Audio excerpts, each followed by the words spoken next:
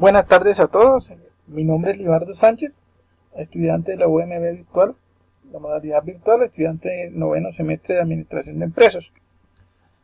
Dando cumplimiento al desarrollo de la segunda actividad de finanzas internacionales, vamos a hablar, mediante la utilización de la herramienta Screencast-O-Matic, vamos a hablar un poco del sistema económico financiero. Vamos a hablar un poco de historia hasta llegar al sistema económico financiero actual. Escogí la herramienta Prezi para realizar esta presentación. Bueno, el sistema económico internacional, vamos a hablar primero de su historia, iniciando por el patrón oro. ¿Qué es el patrón oro? Bueno, el patrón oro es una época, hace referencia a una época en la que el oro tuvo su mayor auge, tuvo su mayor ventaja, donde las divisas para la época, los billetes de la época no eran fuertes, no eran sólidos, y el patrón oro ocupaba un lugar privilegiado. Estados Unidos, como potencia para la época, tanto en oro como el dólar, que ya empezaba a tener fuerza dentro de los países y dentro de las monedas, fueron quienes marcaron un ítem importante en esta historia. Bueno, toda la época del patrón oro ocurrió a mediados de los años 20. Se eliminaron las restricciones transaccionales entre el capital y el oro y colocaron en balanza los movimientos internacionales de oro para saldar los pagos. ¿Qué quiere decir eso? Que los bancos crearon ciertas políticas de acuerdo a lo que se veía en la época, que era el auge del oro, para protegerlo, para mantener sus reservas. Para la época, países como Francia y Alemania aumentaron reservas de oro, se convirtieron en potencias, por así decirlo, pero Estados Unidos mantenía su hegemonía en cuanto al oro. Sus bancos tenían innumerables reservas de oro que le garantizaban y le daban una solidez económica. La gran mayoría de los países, durante un tiempo de recesión, abandonaron el patrón oro y trajeron consigo una especie de época de retrasos industriales y de producción, lo cual fue contrarrestado por los gobiernos, creando políticas como por ejemplo los bancos, créditos de bajos costos de interés, y aumentando así la inversión interna y la inversión extranjera. Quiero aquí hacer una colación, perdón, vamos un poquito atrás, antes de acabar un poco con esta historia del patrón oro. Estados Unidos era poseedor aproximadamente del 40% de las reservas de oro para la época. O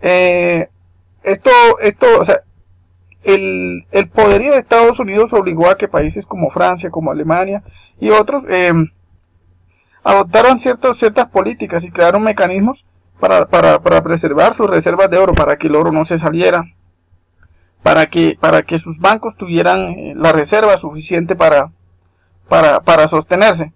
Y más adelante, para la época más o menos de 1880 y 1930, la gran mayoría de los países definitivamente abandonaron el patrón oro y dieron paso a la creación de otra serie de normas, de políticas para endurecer sus divisas. ¿Qué son los tratados de Bretton Woods? Aquí hacemos referencia cuando hablamos de Bretton Woods. Bueno, cuando hablamos de Bretton Woods hacemos referencia a una serie de acuerdos comerciales, a unas reglas llevadas a cabo entre los países industrializados, los cuales tenían como fin establecer una dinámica de libre mercado mundial, bajo el concepto de que no se tendrá paz duradera.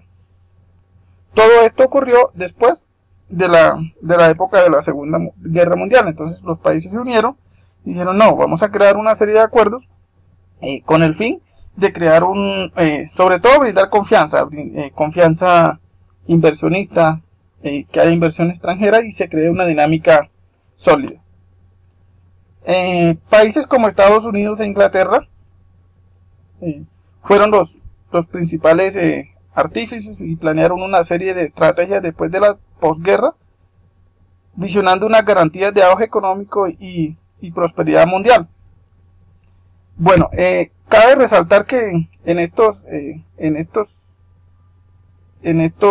tratados de Bretton Woods Eso no se desarrolló entre un solo país, fueron aproximadamente 44 países los que participaron entre estos tratados, entre ellos la Unión Soviética. La Unión Soviética tuvo una participación, digámoslo así, más que todo formal, pero pues no participó activamente de los procesos. Pero en total los tratados de Bretton Woods fueron conformados por aproximadamente 44 países. Se dieron, para esta época en estos tratados, se dieron dos hechos muy importantes durante los Bretton Woods. El primero fue la creación del Fondo Monetario Internacional y el segundo, la creación del Banco Mundial. ¿Esto con el fin de qué? Con el fin de proteger, con el fin de dar garantías a economías un poco, digámoslo así, menos sólidas, que tuvieran problemas con sus pagos, para dar solvencia económica y garantía a los países que participaron en los tratados. El otro fue el Acuerdo General de Aranceles y Comercios, el famosísimo GATT, GATT por sus siglas, y que más adelante se convirtió en la Organización Mundial del Comercio, conocida con ese nombre al día de hoy.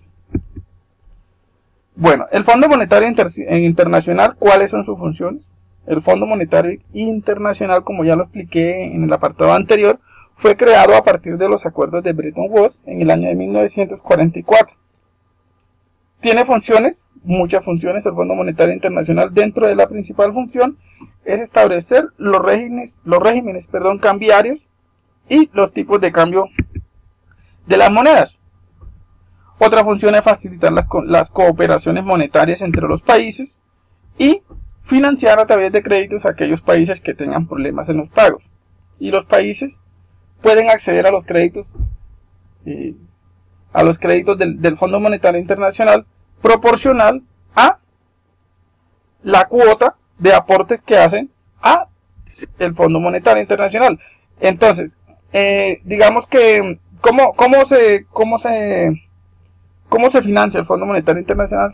Se financia de unas cuotas, de unos ingresos de los países, y ayudar a los acuerdos en sistemas de pago, y promueve las restricciones cambiarias, ayuda a las correcciones y desajustes de los equilibrios de pago. Bueno, ahora vamos a hablar un poco de lo que significa NAFI. ¿Qué es NAFI? Bueno, la sigla NAFI significa Nueva Arquitectura Financiera. Esta nueva arquitectura financiera es un estamento de orden internacional. Están formados por una serie de acuerdos. ¿Qué buscan esta serie de acuerdos? La eficiencia y la estabilidad del sistema financiero internacional, impulsada por este mismo capital. Esa es básicamente la función de la NAFI, la eficiencia y la estabilidad del sistema financiero internacional. Esta NAFI está integrada por organismos públicos y privados a nivel internacional. Tiene como su principal función de la NAFI es generar transparencia en el nuevo orden económico internacional. Recordemos que transparencia económica es sinónimo de inversión, es sinónimo de atracción de inversión extranjera, de importación y exportación, de libre mercado y de confianza, que es el principal objetivo de la NAFI. Espero me hayan entendido. Muchas gracias a todos.